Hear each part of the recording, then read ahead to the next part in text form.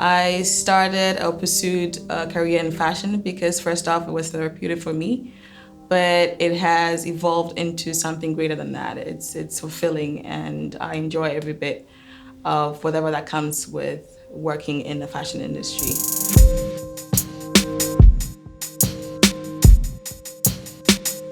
My name is Chloe Assam, and I own a fashion business called Bold Underlined. You can find it on Instagram and follow along in my design process as well as the products that I come up with.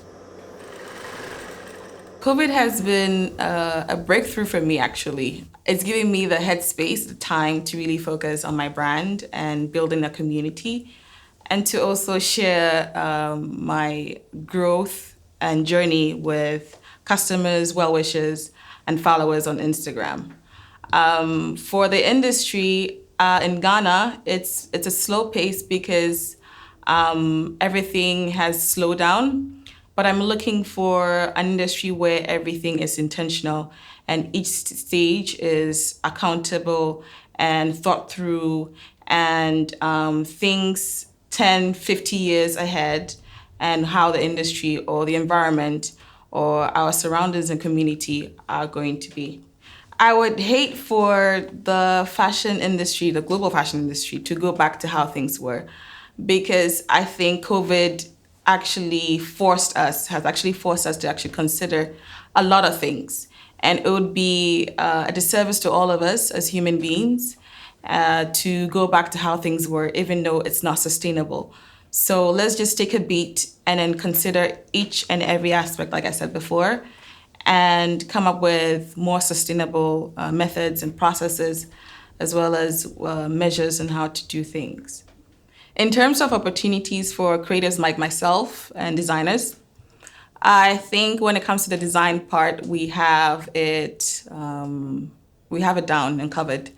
But when it comes to business savvy, understanding what it means to actually profit from your craft and make a living out of it, I think we're lacking in that. So I would want to see more opportunities for designers like myself and creatives like myself, where we can flourish and be business savvy and understand what it takes to really run a business, a creative business for that matter.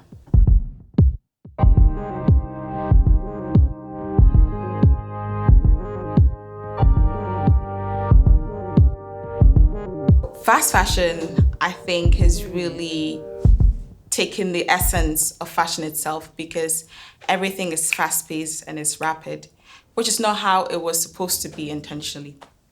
How it has affected me and other creatives is because we produce and make these intentional pieces that have a lot of thought and love and a lot of things going into it, which could mark up the price.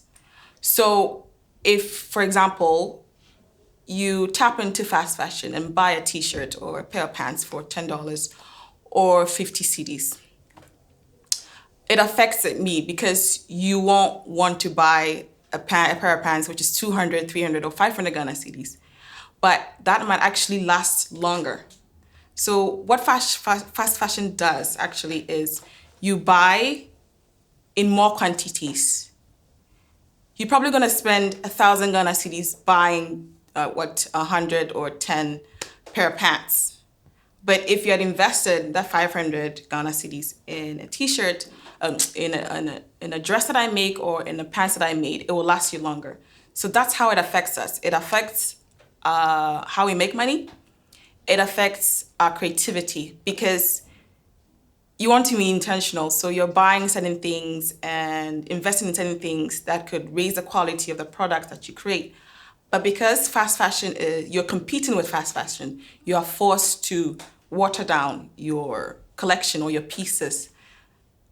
So yeah, that's what affects me personally, and I think I have to say other creatives, designers in Accra. The industry of my dreams would be an industry that's more considerate and intentional. It would consider every aspect of the supply chain. It would consider the people that works in that industry. It would consider the raw materials and the end game of the product that we're producing. Because if we're to go back to the way things were, I don't think it's sustainable because the environment needs us to take care of it so it can take care of us. So the perfect or the industry of my dreams would have the above and will help me thrive. It would be a slow down industry because I believe in making intentional, well thought out pieces that last as opposed to fast fashion that could be dumped in a ditch somewhere and then cause an impact on the environment. I feel like we're in a global market and everything is connected. I'm tapping into the news feed, the inspirations, as well as the conversations that are happening outside of Ghana.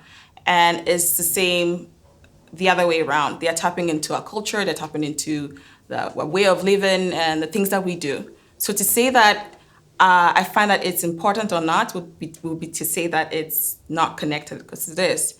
And each has an impact on the other. Which is why I find that it's really important for creators like myself to have voices and to command and take on our own narratives and share our thoughts on certain subjects that hit home with us and that also affect us.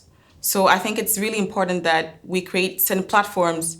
If not, we create our own platforms where we could share our own narratives and propagate that.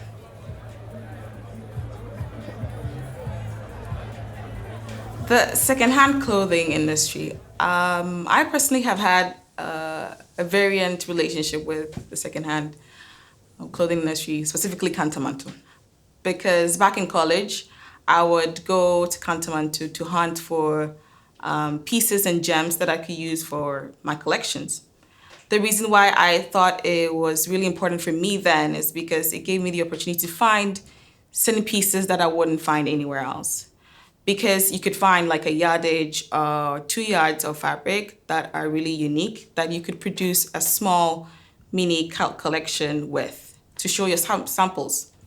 But on the other side, it also affects our environment because you have just this bales and bales of fabrics and clothing coming in that people, just because it's available to them, they buy without thinking about what the end product is going to be, what the end is going to be for that particular item that they are purchasing. So it's been a variant relationship for me with Kantamante, and it's really conflicting because on one end, I tap into that ecosystem for my fabrics and for my trims, as well as certain processes that you find there. But on the other hand, it's also really wasteful and has an impact on the environment.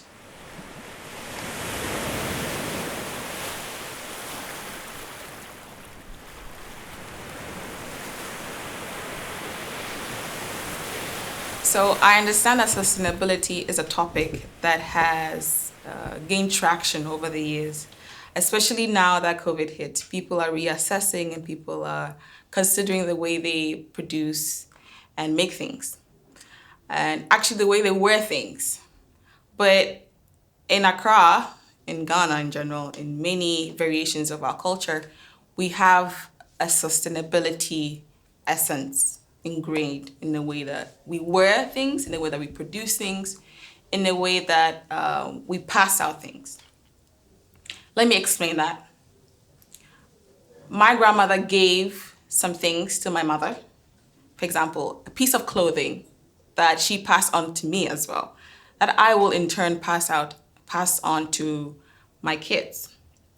For example, also is when we buy items, like for example, if I'm wearing this t-shirt, this shirt or blouse, I would want to get as many wears out of it before I move on to the next thing.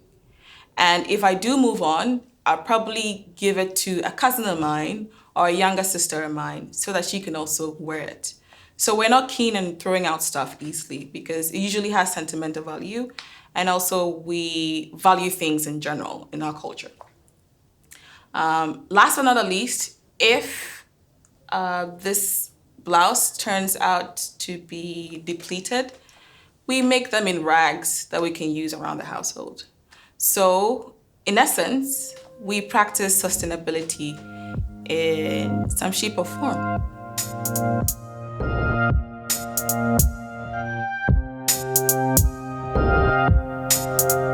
I'd like to take this opportunity to actually say something that's really dear to my heart. For the last 6-7 months, I've taken to Twitter to try and put the voices and the well-being of creatives at the forefront. I say well-being because you have to tap into your mental well-being to be able to produce your best work. Another thing is that creatives should be paid for the time and the effort they put into the work. I personally am tired of the exposure shtick or of saying, we'll give you this platform and it would be exposure for you and you might get clients from there. I think that it's way past time that creatives are valued for the time and the craft that they bring to the table.